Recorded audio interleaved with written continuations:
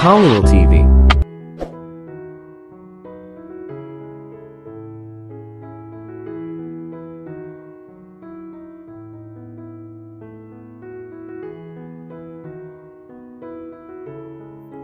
Chapter 6. Gusto kong makilala ang mga magulang mo, Stella, anak. Sabi ni Nanay Bising kay Stella na agad na ikinalingon niya rito. Naudlot ang pagsasalang niya ng DVD tape sa player. Lumunok muna siya bago nagsalita. Nay, hindi pa po kasi handa ang mami ko na mag-asawa ako. I mean, sumama lang po ako kay Victor kasi nga po gusto kong makilala kayo. Hindi ko pa nga po na ipapakilala si Victor sa mami ko. Tahimik na humingi siya ng tawad sa Diyos sa ginawa niyang pagsisinungaling. Naiintindihan kita, Iha. At alam kong bata ka pa pero talagang gusto kong mag-asawa na ang bunso ko. Baka mangyari na naman yung iniwan siya ng babaeng gusto niyang pakasalan.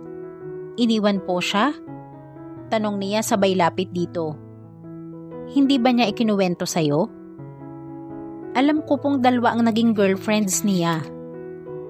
Magpapakasal na sana sila ni Joanne kaya lang mas pinili ni Joanne na magpunta sa Amerika para doon magpatuloy ng pagdodoktor.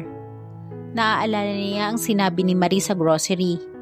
Kaya pala tahimik ito hanggang sa makauwi sila ng bahay mula sa pag-grocery ay dahil nabanggit ang pangalan ng ex-girlfriend nito.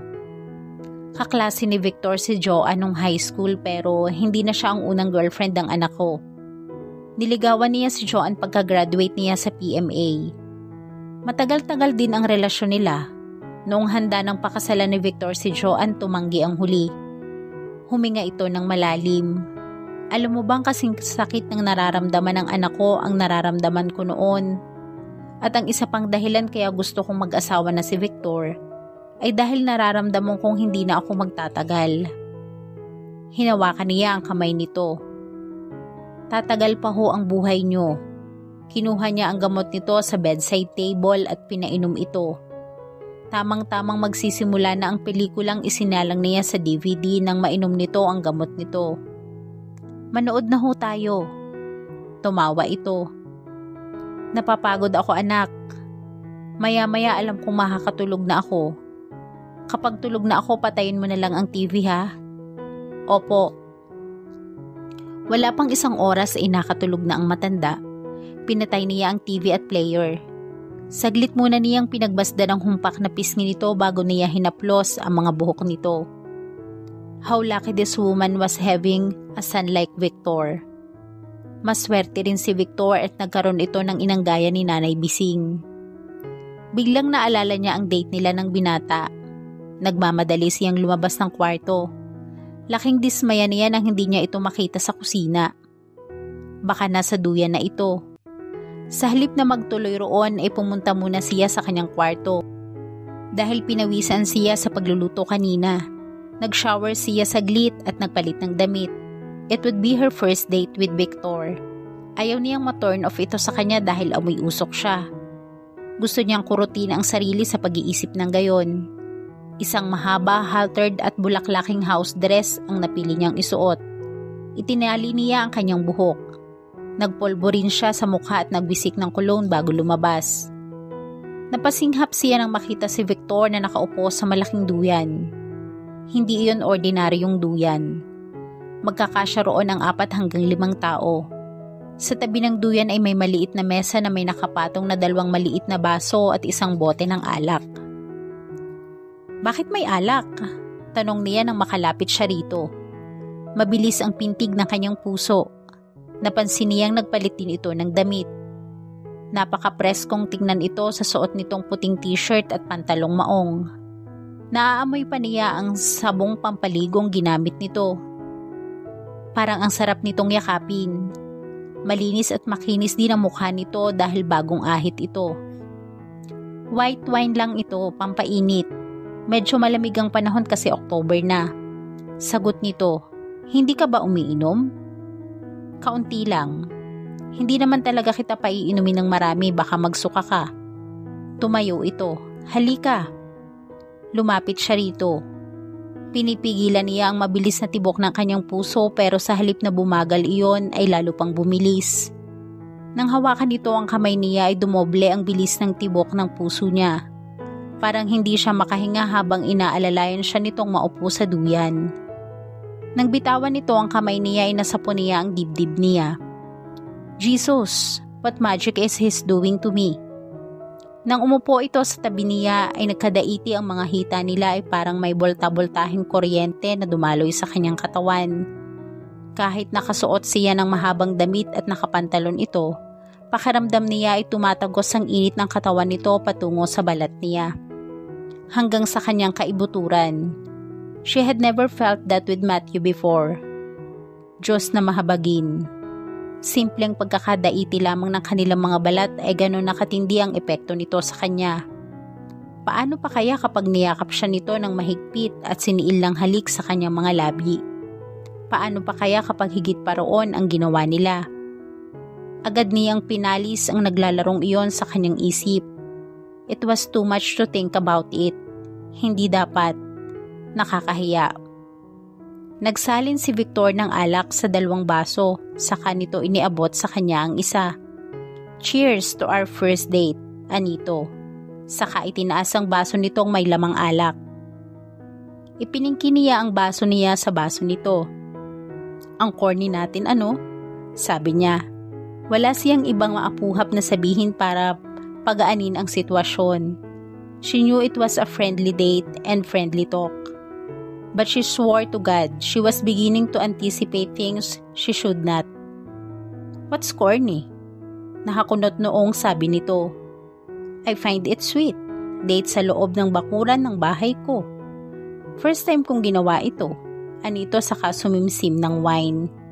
She took a sip too. Hindi mo ginawa ito kay Joanne? Huli na para bawiin niya ang sinabi. Lalong kumunot ang noon nito. Sumimsim uli siya ng alak bago sumagot. Slight. Bumuntong hininga ito. Wala na yon, limot ko na siya. Pero magkikita uli kayo, di ba may reunion kayo? Hindi ito sumagot. Sabi ni Marie kanina, Aniya. Nagkibit balikat ito. Bakit ba ako ang pinag-uusapan natin? Sa pagkakaalala ko, ikaw ang magkukwento ngayon ng tukol sa'yo. Humarap ito sa kanya at tinitigan siya sa kanyang mga mata. It's your turn, lady. Hindi ko alam kung saan ako magsisimula.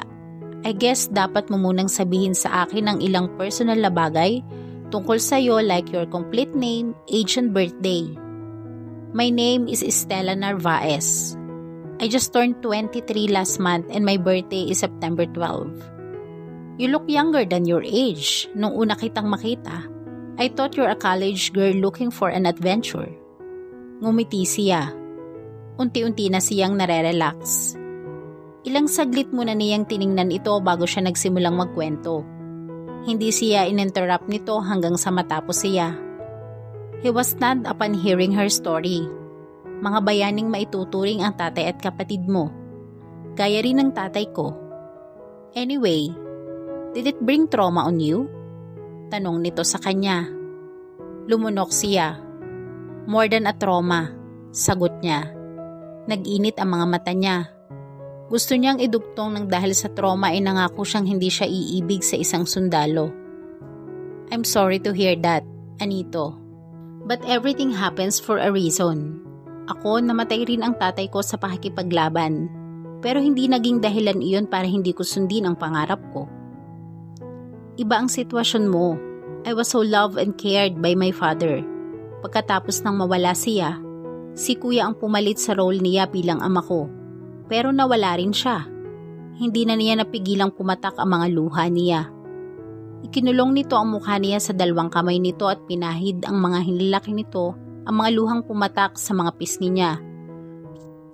Don't cry, Anito. Pasensya na, ikaw kasi. Pinilit mo akong magkwento. Tinitigan siya nito. It's good na wala kang trauma sa mga sundalong gaya ko. Mabuti at nakipagkaibigan ka sa akin. Actually, I promised myself not to get involved with a soldier in a romantic level. Tumaas baba ang Adam's apple nito habang nakatitig sa kanya. Why? Dahil natatakot ka?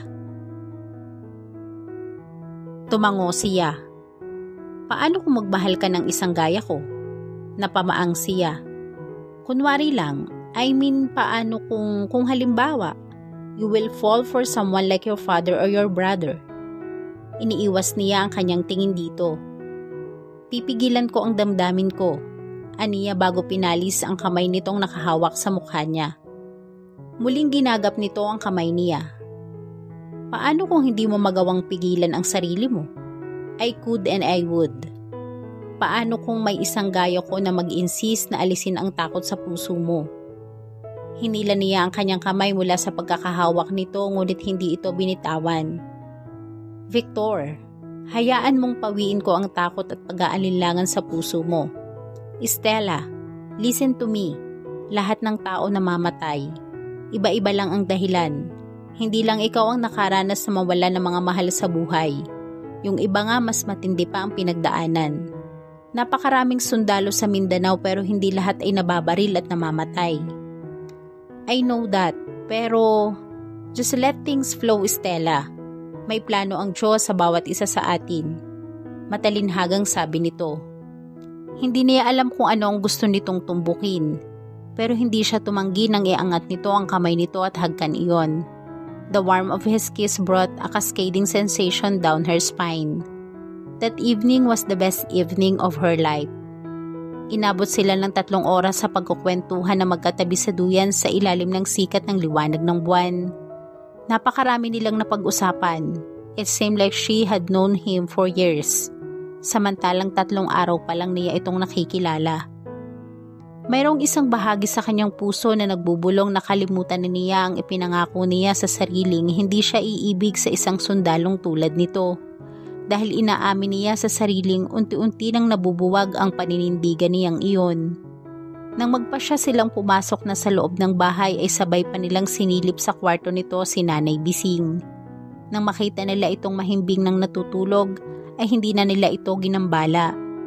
Thanks for the night, ani ni Victor nang ihatid siya nito hanggang sa tapat ng pinto ng kwarto niya. I enjoyed it. Ako rin. Salamat at medyo gumaan na ang pakiramdam ko. My mom would always tell me things like that. In fact, mas matibay siya kaysa sa akin. Samantalang nawalan siya ng asawa at anak. He just looked at her with a smile on his lips. Then he leaned a little. She thought he would kiss her but he didn't. Late nang masyado, marami pa tayong gagawin bukas. Magluluto ka ng spaghetti at gagawa ka ng salad, diba? Kaya matulog ka na. She gasped. Ay oo nga pala, sige good night na.